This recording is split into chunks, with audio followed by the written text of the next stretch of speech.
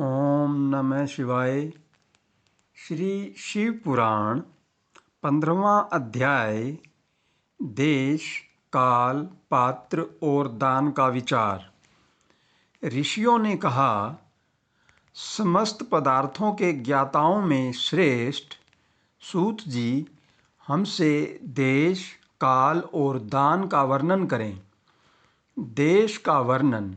सूत जी बोले, अपने घर में किया देवयज्ञ शुद्ध ग्रह के फल को देने वाला है।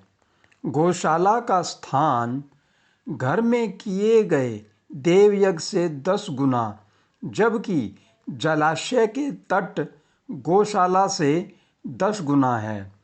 एवं जहाँ तुलसी, बेल और पीपल वृक्ष का मूल हो, वह स्थान जलाशय तट से भी 10 गुना महत्व देने वाला है। देवालय उससे भी अधिक महत्व रखता है। देवालय से 10 गुना महत्व रखता है तीर्थ भूमि का तट। उससे भी श्रेष्ठ है नदी का किनारा, तथा उसका 10 गुना उत्कृष्ट है तीर्थ नदी का तट। इससे भी अधिक महत्व रखने वाला है सप्तगंगा का तट, जिसमें गंगा, गोदावरी, कावेरी, ताम्रपर्णी, सिंधु, सरयू और रेवा नदियाँ आती हैं। इससे भी 10 गुना अधिक फल समुद्र का तट, और उससे भी 10 गुना अधिक फल पर्वत चोटी पर पूजा करने से होता है। और सबसे अधिक महत्व का स्थान वह होता है जहाँ मन रम जाए। काल का वर्णन। सतयुग में यज्ञ, दान आदि से संपूर्ण फलों की प्राप्ति होती है। त्रेता में तिहाई, द्वापर में आधा, कलयुग में इससे भी कम फल प्राप्त होता है। परंतु शुद्ध हृदय से किया गया पूजन फल देने वाला होता है। इससे 10 गुना फल सूर्य संक्रांति के दिन, उससे 10 गुना अधिक फल तुला और मेष की संक्रांति में, तथा चंद्र ग्रहण में उससे भी 10 गुना फल मिलता है। सूर्य ग्रहण में उससे भी 10 गुना अधिक फल प्राप्त होता है। महापुरुषों के साथ में वह काल करोड़ों सूर्य ग्रहण के समान पावन है, ऐसा ज्ञानी पुरुष मानते हैं। पात्र वर्णन। तपोनिष्ठ योगी और ज्ञाननिष्ठ योगी पूजा के पात्र होते हैं, क्योंकि ये पापों के नाश के कारण होते हैं। जिस ब्राह्मण ने 24 लाख गायत्री का जाप कर लिया हो, वह भी पूजा का पात्र है। वह संपूर्ण काल और भोग का दाता है। गायत्री के जाप से शुद्ध हुआ ब्राह्मण परम पवित्र है। इसीलिए दान, जाप, होम और पूजा सभी कर्मों के लिए वही शुद्ध पात्र है। स्त्री या पुरुष जो भी भूखा हो, वही अन्नदान का पात्र है। जिसे जिस वस्तु की इच्छा हो, उसे वह वस्तु बिना मांगे ही दे दी जाए, तो दाता को उस दान का पूरा फल प्राप्त होता है। याचना करने के बाद दिया गया दान आधा ही फल देता है। सेवक को दिया दान चौथाई फल देने वाला होता है। दीन ब्राह्मण को दिए गए धन का दान दाता को इस भूतल पर 10 वर्षों तक भोग प्रदान करने वाला है। वेद वेता को दान देने पर वह स्वर्गलोक में देवताओं के वर्ष से 10 वर्षों तक दिव्य भोग देने वाला है। गुरु दक्षिणा में प्राप्त धन शुद्ध द्रव्य कहलाता है। इसका दान संपूर्ण फल देने वाला है। क्षत्रियों का शौर्य से कमाया हुआ, वैश्यों का व्यापार से आया हुआ और शूद्रों का सेवावृत्ति से प्राप्त किया धन उत्तम द्रव्य है। दान का वर्णन। गो, भूमि, तिल, स्वर्ण, घी, वस्त्र, धान्य, गुड़, चांदी, नमक, कोहड़ा और कन्या नामक 12 वस्तुओं का दान करना चाहिए। गोदान से सभी पापों का निवारण होता है और पुण्य कर्मों की पुष्टि होती है। भूमि का दान परलोक में आश्रय देने वाला होता है। तिल का दान बल देने वाला तथा मृत्यु का निवारक होता है। सुवर्ण का दान वीर्यदायक और घी का दान पुष्टिकारक होता है। वस्त्र का दान आयु की वृद्धि करता है। धान्य का दान करने से अन्न और धन की समृद्धि होती है। गुड़ का दान मधुर भोजन की प्राप्ति कराता है। चांदी के दान से वीर्य की वृद्धि होती है। लवण के दान से षड्रस भोजन की प्राप्ति होती है। कोहड़ा या कुष्मांड के दान को पुष्टिदायक माना जाता है। कन्या का दान आजीवन भोग देने वाला होता है। जिन वस्तुओं से श्रवण आदि इंद्रियों की तृप्ति होती है उनका सदा दान करें। वेद और शास्त्र को गुरुमुख से ग्रहण करके कर्मों का फल अवश्य मिलता है।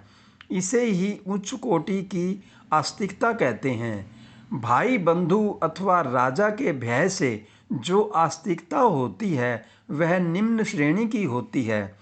जिस मनुष्य के पास धन का अभाव है वह वाणी और कर्म द्वारा ही पूजन करें। तीर्थ यात्रा और व्रत को शारीरिक पूजन माना जाता है। तपस्या और दान मनुष्य को सदा करने चाहिए। देवताओं की तृप्ति के लिए जो कुछ दान किया जाता है वह सब प्रकार के भोग प्रदान करने वाला है। इससे इस लोक और परलोक में उत्तम जन्म और सदा सुलभ होने वाला भोग प्राप्त होता है। ईश्वर को सब कुछ समर्पित करने एवं बुद्धि से यज्ञ व दान करने से मोक्ष की प्राप्ति होती है।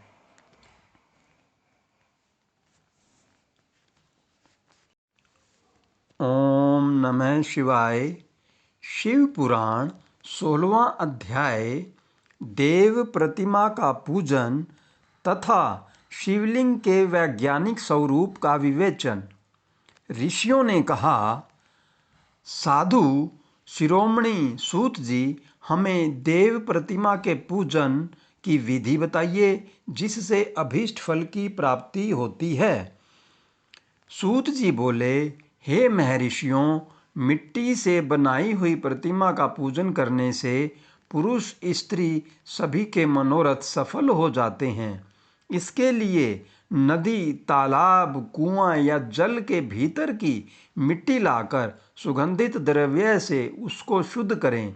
उसके बाद दूध डालकर अपने हाथ से सुंदर मूर्ति बनाएं। पद्मासन द्वारा प्रतिमा का आदर सहित पूजन करें। गणेश, सूर्य, विष्णु, शिव, पार्वती की मूर्ति और शिवलिंग का सदैव पूजन करें। संपूर्ण मनोरथों की सिद्धि के लिए 16 उपचारों द्वारा पूजन करें। किसी मनुष्य द्वारा स्थापित शिवलिंग पर एक शेर नैवेद्य से पूजन करें। देवताओं द्वारा स्थापित शिवलिंग को 3 शेर नैवेद्य अर्पित करें तथा स्वयं प्रकट हुए शिवलिंग का पूजन 5 शेर नैवेद्य से करें। इससे अभीष्ट फल की प्राप्ति होती है। इस प्रकार सहस्त्र बार पूजन करने से सत्यलोक की प्राप्ति होती है। 12 अंगुल चौड़ा और 25 अंगुल लंबा यह लिंग का प्रमाण है और 15 अंगुल ऊंचा लोहे या लकड़ी के बनाए हुए पत्र का नाम शिव है। इसके अभिषेक से आत्म शुद्धि, गंध चढ़ाने से पुण्य, नैवेद्य चढ़ाने से आयु तथा धूप देने से धन की प्राप्ति होती है। दीप से ज्ञान और तांबुल से भोग मिलता है। अतएव स्नान आदि 6 पूजन के अंगों को अर्पित करें। नमस्कार और जाप संपूर्ण अभीष्ट फलों को देने वाला है। भोग और मोक्ष की इच्छा रखने वाले लोगों को पूजा के अंत में सदा जाप और नमस्कार करना चाहिए।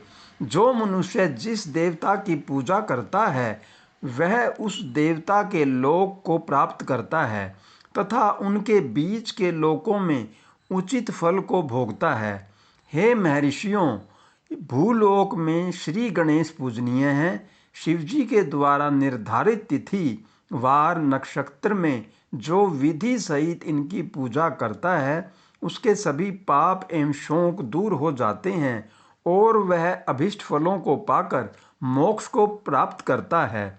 यदि मध्याह्न के बाद तिथि का आरंभ होता है तो रात्रि तिथि का पूर्व भाग पितरों के श्राद्ध आदि कर्म के लिए उत्तम होता है तथा बाद का भाग दिन के समय देव कर्म के लिए अच्छा होता है। वेदों में पूजा शब्द को ठीक प्रकार से परिभाषित नहीं किया गया है। पू का अर्थ है भोग और फल की सिद्धि जिस कर्म से संपन्न होती है उसका नाम पूजा है। मनोवांछित वस्तु तथा ज्ञान अभीष्ट वस्तुएं हैं। लोक और वेद में पूजा शब्द का अर्थ विख्यात है। नित्य कर्म भविष्य में फल देने वाले होते हैं। लगातार पूजन करने से शुभ कामनाओं की पूर्ति होती है तथा पापों का क्षय होता है। इसी प्रकार श्री विष्णु भगवान तथा अन्य देवताओं की पूजा और उन देवताओं के वार तिथि नक्षत्र को ध्यान में रखते हुए तथा 16 उपचारों से पूजन एवं भजन करने से अभीष्ट फल की प्राप्ति होती है। शिवजी सभी मनोरथों को पूर्ण करने वाले हैं। महा आद्राद्र नक्षत्र अर्थात माघ कृष्णा चतुर्दशी को शिवजी का पूजन करने से आयु की वृद्धि होती है। ऐसे ही और भी नक्षत्रों, महीनों तथा वारों में शिवजी की पूजा व भोजन, भोग और मोक्ष देने वाला है। कार्तिक मास में देवताओं का भजन विशेष फलदायक होता है। विद्वानों के लिए यह उचित है कि इस महीने में सब देवताओं का भजन करें। संयम व नियम से जाप, तप, हवन और दान करें, क्योंकि कार्तिक मास में देवताओं का भजन सभी दुखों को दूर करने वाला है। कार्तिक मास में रविवार के दिन जो सूर्य की पूजा करता है और तेल व कपास का दान करता है उसका कुष्ठ रोग भी दूर हो जाता है। जो अपने तन मन को जीवन पर्यंत शिव को अर्पित कर देता है उसे शिव जी मोक्ष प्रदान करते हैं। योनि और लिंग इन दोनों स्वरूपों के शिव स्वरूप में समाविष्ट होने के कारण वे जगत के जन्म निरूपण हैं और इसी नाते से जन्म की निवृत्ति के लिए शिवजी की पूजा का अलग विधान है। सारा जगत बिंदु नाद स्वरूप है। बिंदु शक्ति है और नाद शिव, इसीलिए सारा जगत शिव शक्ति स्वरूप ही है। नाद बिंदु का और बिंदु इस जगत का आधार है। आधार में ही आधेय का समावेश अथवा लय होता है। यही सकलीकरण है। इस सकलीकरण की स्थिति में ही सृष्टि काल में जगत का आरंभ हुआ है। शिवलिंग बिंदु नाद स्वरूप है, अतः इसे जगत का कारण बताया जाता है। बिंदु देव हैं और नाद शिव, इनका संयुक्त रूप ही शिवलिंग कहलाता है। अतः जन्म के संकट से छुटकारा पाने के लिए शिवलिंग की पूजा करनी चाहिए। बिंदु रूपा देवी उमा माता है और नाद स्वरूप भगवान शिव पिता। इन माता पिता के पूजित होने से परमानंद की प्राप्ति होती है। देवी उमा जगत की माता हैं और शिव जगत के पिता। जो इनकी सेवा करता है उस पुत्र पर इनकी कृपा नित्य बनी रहती है। वह पूजक पर कृपा कर उसे अपना आंतरिक ऐश्वर्य प्रदान करते हैं। अतः शिवलिंग को माता पिता का स्वरूप मानकर पूजा करने से आंतरिक आनंद की प्राप्ति होती है। भर्ग शिव पुरुष रूप हैं और भृगा शक्ति प्रकृति कहलाती हैं। पुरुष आदि गर्भ हैं क्योंकि वही प्रकृति का जनक है। प्रकृति में पुरुष का संयोग होने से होने वाला जन्म उसका प्रथम जन्म कहलाता है। जीव पुरुष से बारंबार जन्म और मृत्यु को प्राप्त होता है। माया द्वारा प्रकट किया जाना ही उसका जन्म कहलाता है। जीव का शरीर जन्म काल से ही 6 विकारों से युक्त होता है, इसीलिए इसे जीव की संज्ञा दी गई है। जन्म लेकर जो प्राणी विभिन्न पाशों अर्थात बंधनों में पड़ता है वह जीव है। जीव पशुता के पास से जितना छूटने का प्रयास करता है उसमें उतना ही उलझता जाता है। कोई भी साधन जीव को जन्म मृत्यु के चक्र से मुक्त नहीं कर पाते। शिव के अनुग्रह से ही महामाया का प्रसाद जीव को प्राप्त होता है और मुक्ति मार्ग पर अग्रसर होता है। जन्म मृत्यु के बंधन से मुक्त होने के लिए श्रद्धापूर्वक शिवलिंग का पूजन करना चाहिए। गाय के दूध, दही और घी को शहद और शक्कर के साथ मिलाकर पंचामृत तैयार करें तथा इन्हें अलग अलग भी रखें। पंचामृत से शिवलिंग का अभिषेक व स्नान करें। दूध व अन्न मिलाकर नैवेद्य तैयार कर प्रणव मंत्र का जाप करते हुए उसे भगवान शिव को अर्पित कर दें। प्रणव को ध्वनिलिंग, स्वयंभू लिंग और नाद स्वरूप होने के कारण नादलिंग तथा बिंदु स्वरूप होने के कारण बिंदुलिंग के रूप में प्रसिद्धि प्राप्त है। अचल रूप से प्रतिष्ठित शिवलिंग को मकार स्वरूप माना जाता है, इसीलिए वह मकारलिंग कहलाता है। सवारी निकालने में उकारलिंग का उपयोग होता है। पूजा की दीक्षा देने वाले गुरु आचार्य विग्रह आकार का प्रतीक होने से आकारलिंग के 6 भेद हैं। इनकी नित्य पूजा करने से साधक जीवन मुक्त हो जाता है।